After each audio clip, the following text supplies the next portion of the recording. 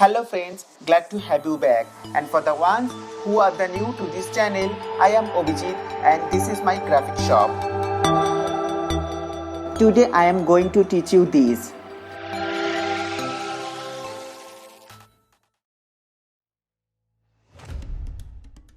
Good evening বন্ধুরা, স্বাগত আমার গ্রাফিক শপে। আশা করি তোমরা সবাই ভালো আছো।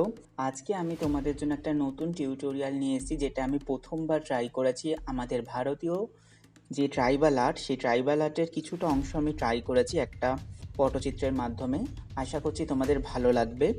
তো শুরু করার আগে আমি তোমাদেরকে কিছু ট্রাইবাল আর্ট সম্পর্কে বলতে চাই। ভারত বরাবরই সেই ভূমি হিসাবে পরিচিত ছিল যা তার প্রচলিত শিল্পকলা এবং কারুশিল্পের মাধ্যমে সাংস্কৃতিক এবং ট্র্যাডিশনাল ঐতিহ্যবাহী প্রাণবন্ত চিত্রিত করেছিল। দেশ জুড়ে বিস্তৃত 29টি রাজ্য এবং কেন্দ্রশাসিত অঞ্চলগুলি নিজস্ব স্বতন্ত্র সংস্কৃতি ও কালচারাল ঐতিহ্যবাহী পরিচয় রয়েছে এবং সেখানে প্রচলিত বিভিন্ন শিল্পের মাধ্যমে প্রদর্শিত হয়। ভারতে প্রতিটি অঞ্চলে নিজস্ব স্টাইল এবং শিল্পের ধরন রয়েছে যা লোকশিল্প হিসাবে পরিচিত। লোকশিল্প ব্যতীত বেশ কয়েকটি উপজাতি এবং গ্রামীণ জনগোষ্ঠী প্রচলিত ট্র্যাডিশনাল ঐতিহ্যবাহী শিল্পের আরও একটি রূপ রয়েছে যা উপজাতীয় শিল্প হিসাবে শ্রেণীবদ্ধ করা হয়েছে। ভারতের লোকাঞ্চল এবং উপজাতি শিল্পগুলি খুবই জাতিগত এবং সরল, তবু রঙিন এবং প্রাণবন্ত। এই দেশের সমৃদ্ধ হেরিটেজ ঐতিহ্য সম্পর্কে খণ্ডকথা বলতে পারে। ট্র্যাডিশনাল ঐতিহ্যবাহী নান্দনিক সংবেদনশীলতা এবং সত্যতার কারণে ভারতের লোকজ শিল্পে স্পষ্টতই আন্তর্জাতিক বাজারে দুর্দান্ত সম্ভাবনা রয়েছে। ভারতে গ্রামীণ লোকচিত্রগুলিতে স্বতন্ত্র রঙিন ডিজাইন রয়েছে যা ধর্মীয় এবং রহস্যময় মোটিভগুলি ব্যবহার করে। ভারতের সর্বাধিক বিখ্যাত লোকচিত্রগুলির মধ্যে কয়েকটি হল বিহারের মধুবাণী চিত্রকর্ম, ওড়িশা রাজ্যের পাটিচিত্র চিত্রকর্ম, অন্ধ্রপ্রদেশের নির্মল চিত্রকর্ম এবং এই জাতীয় লোকশিল্প রূপগুলি। লোকশিল্প কেবল চিত্রকলার মধ্যেই সীমাবদ্ধ নয়, পাশাপাশি অন্যান্য শিল্প ফর্ম যেমন মৃৎশিল্প, গৃহসজ্জা, অলংকার, কাপড় তৈরি ইত্যাদি প্রসারিত।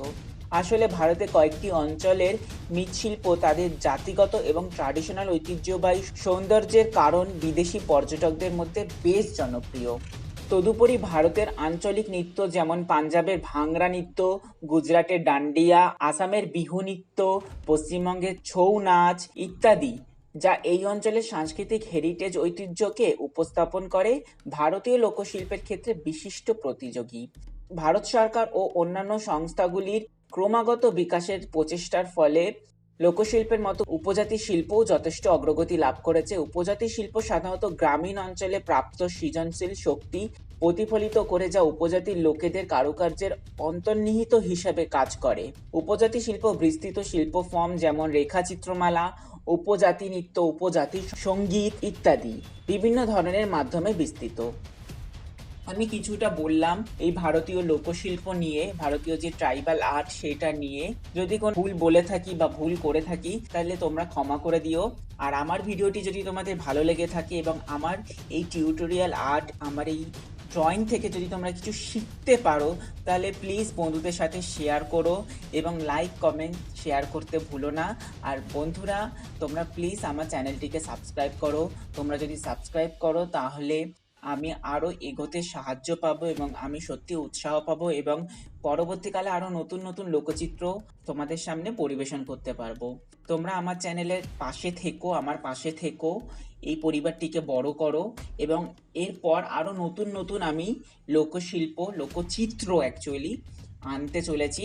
তোমরা দেখতে থাকো আর পুরো ভিডিওটি দেখো। পুরো ভিডিওটি দেখে যদি তোমাদের ভালো লাগে তাহলে বন্ধুরা প্লিজ লাইক, সাবস্ক্রাইব এবং কমেন্ট করো, আমার খুব ভালো লাগবে। ধন্যবাদ, ভালো থেকো।